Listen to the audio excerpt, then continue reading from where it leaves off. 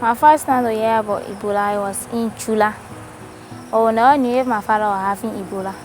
So he went to the house, I used to take care of him, everything. So after that, my father passed away. My mother, my two brothers, my auntie, her husband, her daughter, my sister-in-law.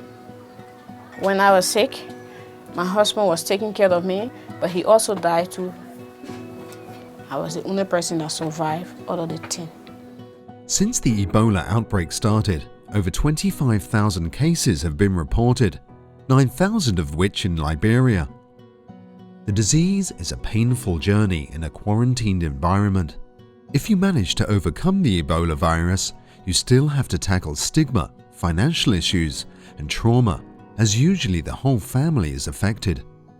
We are looking at the impact Ebola has had in Liberia and the problems it has caused. The Ebola outbreak actually started sometime around March of 2014, and we had cases in Lofa, one of the counties bordering Guinea. The second phase started in Monrovia. And then, of course, because it's a large city and because EVD is transmitted by contact with people, thick, crowded population, so we have exponential increases in EVD in Liberia because it came to a large city. This has never happened before in the world. My younger brother was staying with one of my older auntie. Her daughter got sick from Monrovia, came down to Kakata, and later died. And from that point, he contacted the virus. That was from the 2nd of September to the 4th of September, and he died on the 4th of September. So from that point, because I was taking care of him, feeding him, and I contacted it, 10 family members contacted the virus from my brother. We tried calling the Amode, call. Before the Amode could come, my other brother died in here. They took us to the hospital, and I was the only person that survived out of the 10. Managing to overcome Ebola doesn't mean that your problems are over just yet. For survivors, this is usually the start of a whole new range of problems. When you get Ebola, people are afraid of you. They're running away from you. It might not be say you get children, you do your children behind. They will suffer behind you a lot. So, as now people come inside, I dare to encourage them. Because some people, when you be sick, you not get strength to get into your own medicine. You lay in and you want to survive. Like certain people, while you're in the treatment center, they get good hard to help you to one or two things for you. But when they not get good hard, you die. The population generally also have fear of health facilities and of health workers. At some time, people saw health workers in the street and were calling them Ebola. They felt that we were giving them Ebola. Initially, about 70% of people who contract Ebola died. But over time, that has reduced to between 50 and 60%. So, in other words, there are survivors. The survivors of this epidemic are being stigmatized. For example, many of them could not go back to their regular work. Some of them, their neighbors, their neighborhoods are rejecting them. Communities are rejecting them. Even churches, they are rejecting them because they don't want to be. They assume that because they have, had Ebola, they will always transmit Ebola. There are six different health facilities that provide treatment for people with Ebola. The aftercare psychosocial is critical because survivors cannot go on with their lives if they have not resolved all the mental health and related issues that they have encountered on their journey recovering from Ebola. They can't recover from Ebola without a psychosocial component. They need that support, they need that help. Women especially are victimized after returning home to their communities. At dedicated one-stop centers, all support that can be given is bundled at one location. UNFPA has been working to support what we call one-stop center. This center originally was conceived for sexual and gender-based violent survivors, people who have been raped, people who have been stigmatized due to sexual violence. So, but then because of the Ebola epidemic, we decided to expand these services. With Ebola, we have to come in to help people process grief and loss in a way to move forward. A one-stop center is a facility placed in a medical setting where we bring our service providers that a person who has experienced domestic or sexual violence have to go to. So you have the police there, you have a legal advocate there, you have a medical person, and you have counselors. And then also we have made provision for short stay safe home. Connection of Think, UNFPA and the Embassy of Sweden. Sweden provides the funding to UNFPA, and UNFPA gives it to an implementing partner. And so Think is an implementing partner of UNFPA.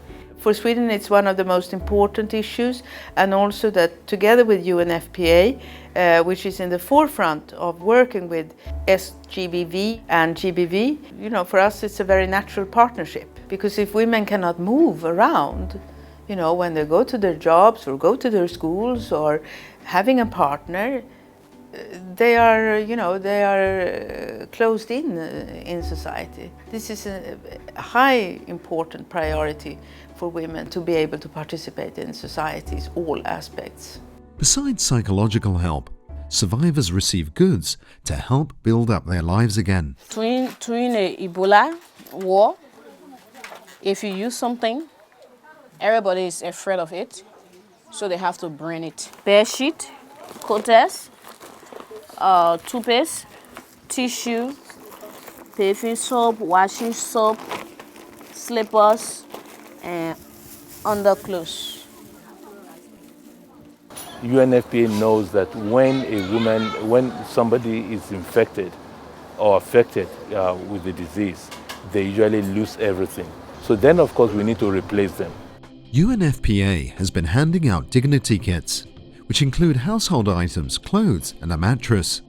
These items will help survivors pick up their lives again. Not only survivors are affected, Ebola managed to bring all the countries in the region to a halt. Schools and shops were closed. Even health facilities closed their doors out of fear. Mostly health workers stayed away. So UNFPA has been spreading supplies to make clinics and hospitals safer working environments. Because health workers had issue about self-preservation and protection, in which they were advocating for the government to provide PPEs, establish ETUs. I used to worry about, you know, going to purchase gloves on the local market and all of that. I have probably ample supply of PPEs and gloves and all those things in my warehouse. And I think maybe for 2 months or 3 months, I'm not going to run out. We provided GYN gloves. We have provided reproductive health kits, for example, to all the health facilities, over 600 health facilities in Liberia. And this is being used. We also provide training to the health workers so that, you know, they get the materials, they work with the survivors and the community at large to ensure that all these materials do have an effect, an impact on the community at large. People who come to a hospital for reasons other than Ebola can also encounter problems. They are often rejected at the entrance if they show symptoms of the disease, even if it is clear that they have another emergency. That way I get bread, I thought the rain was falling. The rain was falling plenty here. I thought the rain was falling, that way I get bread. I went to Benson Hospital. Benson refused me. He said they can't hold me.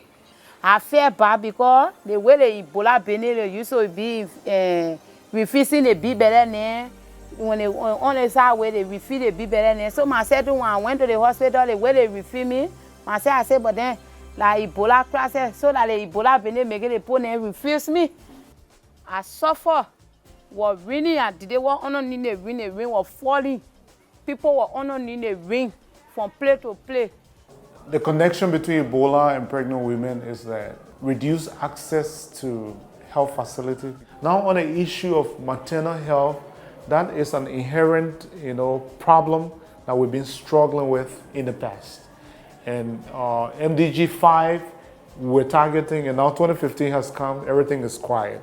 And Liberia was on the path to making some progress, and then Ebola came, and the statistics have been reversed. So it is a major, major challenge. But the women are coming to hospital, we're giving them the care, and we're trying to encourage more people to deliver at the hospital. And we're generally positive, about that. And with international collaboration with UNFPA and other donors, we feel that we can still do the job. Women were dying on the streets. They were not accepted in the clinics because the midwives were saying they were not protected. So they needed the gloves. So when the gloves came, it was a major relief, not only to us, but also to the women, pregnant women, but particularly to the healthcare agency. There's been about 30% decline in deliveries in health facilities. There has been about 30% decline in access to health facilities. There's a lot of work to be done. Even before the Ebola crisis came, the health system was not that great. We have been improving over time. Maternal mortality, unfortunately, is still increasing. The impact of Ebola has really made it even worse. The international community has been responding to us, but we need much more support to ensure that we can lift people out of poverty. In the future, I want to become a nurse because the health worker, let's just say the health worker, they help the country a lot. So I want to become a health worker.